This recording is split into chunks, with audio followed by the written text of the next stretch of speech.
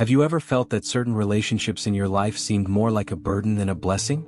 That perhaps that person so close to you, someone who should love and support you, brought only pain and confusion? What if I told you that even this situation has a divine purpose and that God is using it for something much greater than you can imagine? Get ready, because what you're about to hear might completely change the way you see your struggles and your purpose. Toxic family relationships are a delicate but extremely necessary topic. For many, the idea that someone so close could hurt us is devastating.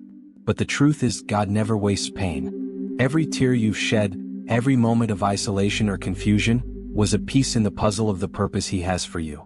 And do you know the most incredible thing? All of this is preparing you for a life of abundance, resilience, and deeper connection with Him. Today we'll explore together what it really means to face family toxicity and emerge not just stronger but completely transformed. I'll show you how every challenge is an opportunity for spiritual refinement, how these moments help us see God's unconditional love, and why even separation can be an act of divine grace. Don't go anywhere, because what you'll learn today might be the step you need to reach spiritual freedom and the prosperity you've been seeking. Have you ever considered that some of the deepest pains in your life might have been part of a greater plan? That separation, which seemed so cruel, or that distance, which hurt like an open wound, might not have been abandonment but rather God's call to something greater? Imagine a sculptor working on raw stone. Every strike seems destructive, but it's essential to reveal the masterpiece hidden within. God, in His perfection, even uses family toxicity to push us into a place where we can fully thrive. In His infinite wisdom, God allows moments of separation and isolation to shape us. When earthly ties fail, He invites us to build a deeper relationship with Him. Think of Joseph, sold by his brothers and separated from his family. It wasn't because God abandoned him but because He was positioning him to lead and save many. Separation is not the end. It's the beginning of a divine purpose that we can't yet fully see. These experiences force us to look inward, question our values, and understand what truly matters. When we face the pain of difficult relationships, we discover the strength God has placed within us. Try this exercise. Think of a challenging situation you've overcome. Reflect on how it shaped who you are today. Perhaps it was a breakup, a betrayal, or emotional distance. Now consider how you've grown spiritually since then. And this journey of growth, my friend, is just beginning. While you may feel like you've lost something or someone, God is preparing the next chapter. A chapter where the resilience He has cultivated in you will be essential. But to understand this chapter, we must first grasp the process of spiritual refinement. The process of spiritual refinement is something few understand immediately, but everyone experiences in some way. Think of a blacksmith working with raw iron. He heats the metal to an almost unbearable point, hammering and shaping it until a perfect sword emerges. That's how God works with us. The challenges we face, especially in the context of family toxicity, are not punishments but opportunities for growth. Every painful situation is like the heat of fire, designed to remove our impurities and reveal the inner strength we often don't realize we have. These moments of difficulty test our resilience, but they also strengthen it. When someone faces a difficult relationship, like a distant or toxic family member, God uses it to teach profound lessons. Imagine it as a practical life lesson. You learn patience in dealing with difficult behaviors, strength in getting up after emotional falls, and wisdom in discerning what's worth keeping or letting go. God doesn't let us go through these moments without purpose. They are part of our divine calling. Want a practical application? Try starting your day with a devotional that inspires you to grow in resilience. Read Psalm 23 to remember that God is your shepherd and guide, or Psalm 91 to reinforce that He is your refuge. Write down how these verses apply to your day and make this a daily practice. Also, consider spending 10 minutes in prayer, giving God each difficulty as material to be refined. As you walk through this fire of refinement, you begin to see that earthly ties, as important as they are secondary to the relationship we have with God. This truth leads us to the next step, redefining our relationships. Life has a curious way of showing us what truly matters. Often, it's the most difficult relationships that force us to reflect on where we're placing our faith and energy. In His wisdom, God sometimes allows earthly ties to be broken so we can fully turn to Him. Not because human relationships aren't important, but because none of them should take the place of our Creator. It's hard to accept this in the heat of the moment, But earthly disconnection is often the beginning of a deeper connection with the divine. Think about this. How many times have you sought someone's approval, only to end up feeling empty or undervalued? These moments aren't accidents. They are reminders that only God's unconditional love can fill the void in our hearts. When we redefine our relationships, we learn to love people without depending on them for our identity or happiness. This doesn't mean abandoning those we love but placing our expectations in the right place. A good exercise? Pray for wisdom before each challenging interaction. Ask God to guide your words and emotions. As you do this, something extraordinary begins to happen. You realize that some relationships, even the most toxic ones, have something to teach. Perhaps it's patience, forgiveness, or even the recognition that we cannot control others, only our responses. Reflect on this. If Jesus could love and forgive even those who betrayed him, can't we also learn to love without attachment or bitterness? This shift in perspective transforms your heart. And as you strengthen your relationship with God, you discover that true strength comes from moments of isolation when it's just you and him. It's in those moments that we are prepared as spiritual warriors to face the challenges ahead. There's something profoundly transformative about isolation. For many, these periods may feel like punishment or abandonment. However, for those attuned to God's work, they are opportunities for empowerment.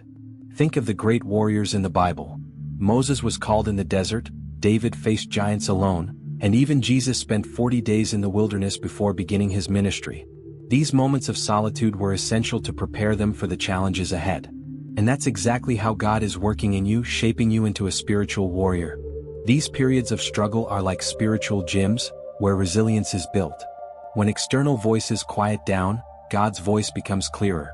During isolation, it's the perfect time to strengthen your mind and spirit. A practice that can help? Start your day with a devotional focused on resilience, such as Psalms 23 or 91. Write in a journal what these passages mean to you.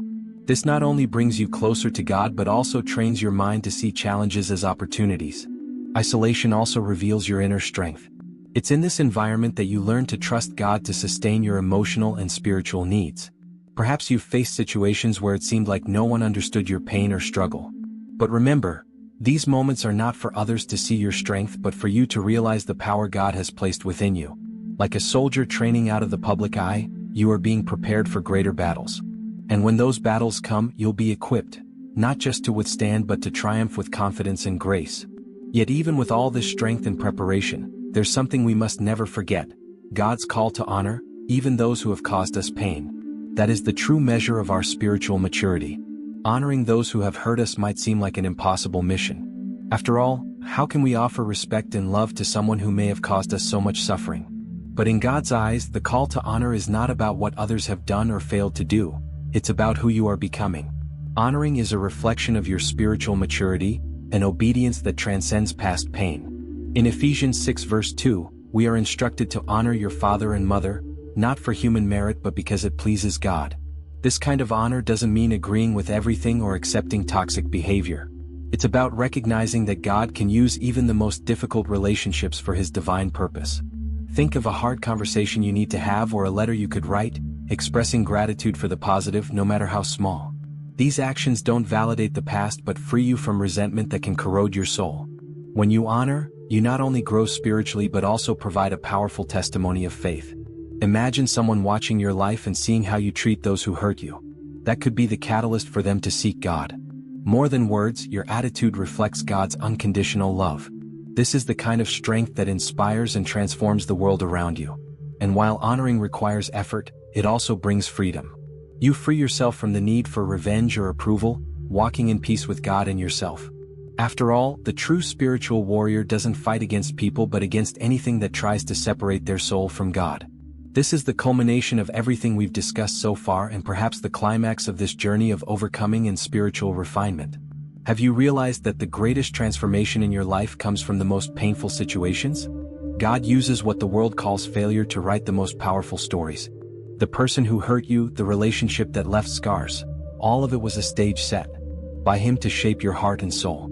And here's the most liberating truth: you are not defined by what happened to you, but by what God is doing in you. What seemed like abandonment was, in fact, refinement. Like gold that needs to be purified in fire, God used every tear, every silence, every struggle to reveal who you truly are. It's no coincidence that you're here, hearing this now. He has a plan. A plan where pain is not the end of your story but the beginning of a purpose that will impact not just you but everyone around you. The big question is, are you ready to embrace it? Ready to turn pain into strength, betrayal into wisdom, and separation into a deeper connection with Him? This is the choice before you. Because God has already done His part. He has shaped you, prepared you, and called you to something greater. Now it's up to you to decide how you'll live moving forward. Not as a victim of circumstances but as someone chosen for something extraordinary. The question is not, why did this happen to me? The question is, what will I do with it now? Now is the moment. What you've learned today can't just be another idea stored in your mind. It's time to act. Who do you need to forgive? What pain do you need to give to God? Do it now. Take a piece of paper and write down what you want to let go of: anger, hurt, resentment. Then tear up that paper and say, God, this is yours now. It's a small gesture but a big step toward your spiritual freedom. The pain you've carried this far doesn't define who you are, it defines what you're leaving behind. By honoring those who hurt you, you're not approving of what happened, but you're obeying God's call for a free heart. Reflect. What's stopping you from being that person today? What do you still need to let go of? Because the life of abundance and purpose that God has for you is waiting. But only you can take the next step. And I want to walk alongside you on this journey. So, subscribe to the channel and turn on notifications to receive more content that will transform the way you live and see the world. Leave a comment below about what touched you the most in this video. I want to hear your story, pray for you, and help you live the fullness God has planned for your life. Because the best is yet to come, and He has called you to be a part of it.